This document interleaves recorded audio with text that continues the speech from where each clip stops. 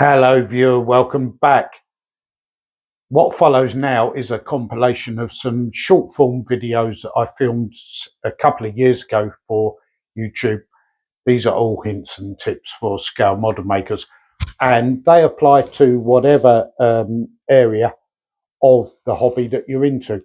I hope they appeal to you, and let me know your thoughts in the comment section below. Please do enjoy. They may look a little bit odd if you're watching on television, as many of my viewers do, but there's a lot of useful information packed in here. Let's go. If you're into scale model making, why wouldn't you invest in a set of these helping hands? Available now for less than £10 UK sterling. Hold it still while you paint, glue, solder, and with magnification as well. Absolutely ideal for the scale model maker. Another money-saving tip and helpful advice from St Blazey Model World. Adding some panel lines and a little bit of wash to this Spitfire has really brought it to life. If you don't have dedicated wash in your paint box, don't worry. Take a little bit of acrylic paint, dilute it into a jar, and away you go. Use black for your panel lines, shades of brown for your weathering. But remember, as always guys, keep it subtle, keep it simple. Less is more. Well, you wanted to make your own decals, but it's a bit of a dark art, isn't it? Doesn't it involve some weird science and a little bit of witchcraft as well? No, absolutely not. It's so easy to do. Busted the myth. Find out the full story at St Blazey Model World by checking out my dedicated playlist on how to make your own decals. Well, at some point you're going to be tempted to spend your money on an old kit from a popular internet auction site. But are there a few clues you can look out for before you spend your money? Absolutely there are. First off the box, is it good condition? Free from fading, free from a bit of sunlight? Because these things are old, they're going to have a little bit of wear. Clue number 2, have we got the instructions? That always helps. Clue number 3, are the components for the kit in a sealed bag such as this example? That means it's all there, hopefully. And clue number 4, have we got some decals to add to our model and our project once it nears completion? There we go. A few simple clues for you to look out for before you buy. It's very frustrating when your fine ballast arrives and it's not fine enough. What can you do about it? We'll take some of your ballast, tip it into an old second-hand coffee grinder, give it a quick blast. A few seconds is all that's needed to turn this into this. And it's much more realistic as well with its varied texture. There you go guys, another quick tip from St Blazey Model World. Accessories can soon add up. Save yourself a few coins. Don't buy a dedicated loco servicing cradle. Buy yourself one of these, a car washing sponge. Mark out your lines. These ones happen to be 2 centimetres apart from there to there. Score them out with a Stanley knife, cut away the excess with the scissors, and away you go. You've got a loco servicing cradle for next to no money. There's even enough room on this sponge to build yourself one for end gauge if that's what floats your boat. Most decals that you buy are normally in 2 formats. Sticky back, where you peel off a backing paper, or a water slide transfer, where you soak the decal in water, warm water, and apply it accordingly. But in either case, don't rely on just the adhesive alone. Make sure you make use of a decal fix. This particular one is one example. There are many out there, but they will make sure that your decals remain applied and protected. Personally, I like to put a coat of decal fix over the top of the decal once it's dried, and then add my top coat of clear coat, but that's your choice. When you're masking a line for your models, use proper model masking tape. Some examples here in the screen. Tamiya one example. There are many others out there. Please don't use the generic masking tape that you can buy from DIY stores. Grain is far too coarse, it'll bleed through, and it won't give you proper results. If you're into making your own decals, you'll be buying decal paper, and it comes in two formats, clear background and white background. Just remember to keep them in the packets in which they were delivered, because sooner or later you'll get them mixed up and end up wasting your money and your time and your ink. For more information about making decals, check out my dedicated playlist, How to Make Your Own Decals, on St Blazy Model World. The Tonka has landed. If you're of a certain age, you know what these are. And the question is, should we restore them or leave them as they are now? And if we are going to restore them, which one might we do first? Yeah, that's right, it's broken again. Well, the problem is the customer brought this to me. It's an old piece and it derails, and some of his other rolling stock doesn't. But we turn it over, we see straight away the issue. This wheel here has broken, it's come away on the axle, and that's the cause of this issue. Not a lot you can do about it in terms of repair, it needs to be changed. So there's the motto: if your rolling stock is running fine and you find one piece is derailing, it's always the item concerned and not your track work. If you're thinking about restoration, start with a good basic clean. The left-hand side has been cleaned, the right-hand side hasn't. And we can see immediate improvements, such as on this headlight.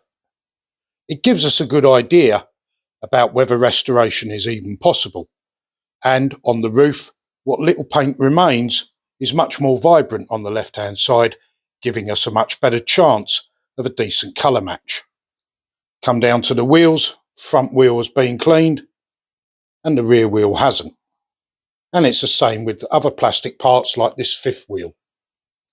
Not only that, of course, but these items have been through many hands and you don't know where they have been living. So a good basic clean will remove the germs as well.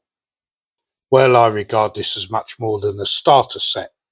It's the start of your apprenticeship in the world of scale model making.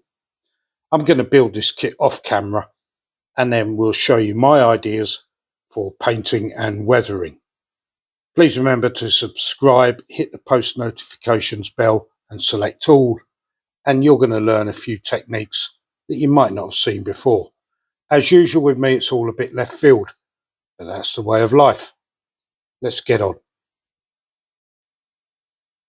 It doesn't matter if your project is large or not quite so large. Just remember it's a hobby. Take your time, learn a few skills, but most importantly of all, have fun. If you're new to the world of scale model making, these starter sets are a great option. But I would not necessarily recommend the paint that comes with them, and I certainly would not recommend this glue. Pop along to St Blazy Model World to find out why, and check out my videos on how to build model kits and what glue is best. Having finally got some of my outstanding projects completed, I've now got time to resume work on baseboard 1 of my N-gauge model railway. The meadow area that was here has been removed, and we're getting ready now to put in our road, service road, and our supermarket, which is going to go here. Well, having separated the Tonka truck, we've now been able to clean the glazing. And if you're not sure how much cleaning has taken place here, just have a look at the Tonka has landed and you'll see how this item has been improved. Can't emphasize it enough, and I keep going on about it. It's not because I like the sound of my own voice. Get your models cleaned. You really don't know how many germs are living on them and how badly they're affecting their value and their appearance. Regardless of what your models are of, get them on display. Otherwise they just live in boxes, in the attic and in cupboards. Waste of time, waste of money. this for him, a little war memorial, and it comes unpainted, so we gave it a coat of primer, a muddy brown wash all over. Then we, what did we do next? Oh, that was it. The statue is a casting, so that was bronze. I think it's supposed to represent bronze, so we gave that a slightly greener wash to represent the aging. The highlights on the statue that you can see, if the camera's picking them up, they are very subtle, were created by rubbing a 4B pencil over the highlighted areas. And we've even completed the wreath as well. Beautiful. Coat of clear coat, seal it all up, away it goes. A very quick bit of work with some primer, some white spray, has brought our Tonka cab back to where it should be. Because when we put the glazing on, we're still going to get a bit of yellow because it's sun bleached, but it's nowhere near as bad as when the cab was yellow as well. And there we go. I think you'll agree it's coming on nicely. If you need to go back to bare metal, then do so. Get as much of that rust off as you can. Don't forget though to take your colour match before you've removed all of the paint, otherwise you'll be struggling. It's really hard these days, isn't it? Money is tight the world over, everyone working to a budget. And if you don't have a lot of money, I would suggest highly that you invest in a basic set of paintbrushes and some cocktail sticks. They're two model making things that you really cannot afford to do without. If there are two more things I would recommend, it's these. Set of cotton buds or Q-tips, ideal for removing excess decal fix, positioning your decals or removing excess wash, and a basic set of craft knives with various different sizes and types of blades. Low cost, keep it cheap, get your results to the best place they can be. If you're going to build a model railway, you're going to need a soldering iron, and you could do a lot worse than this. The Lenovo 926 LED version 3, available now for around £30 UK sterling money. Before you start any project, it's important to have a look at the instructions just to run yourself through the steps, and that applies no matter how experienced a model maker you are. Another thing I like to do is keep a copy of these so that if I need them in the future, I've got them, and I scan them to a PDF file. But if you don't have a scanner, then just take a photograph on your mobile phone. Well, if you're not sure that airbrushing is for you, don't waste tons of money. Buy a starter set or borrow a set from a friend. You could do a lot worse than this Switzer starter set. I think it cost us less than £80 at the time of purchase, and I believe they're still available. Check it out. It really doesn't matter what aspect of scale model making you're into. Having a few test pieces lying around for trying out those new methods, ideas and techniques is no bad thing. Don't ruin your prized possession until you've practiced on something else. Well, I hope you enjoyed that, and there's more of those in the can if you want them. Again, leave your thoughts and comments down below. There are so many ideas that I have that, you know, it's difficult to put them into one video. But there we go. We'll see you in 2 weeks' time here on St. Blazing Model World. Bye-bye for now. Bye-bye.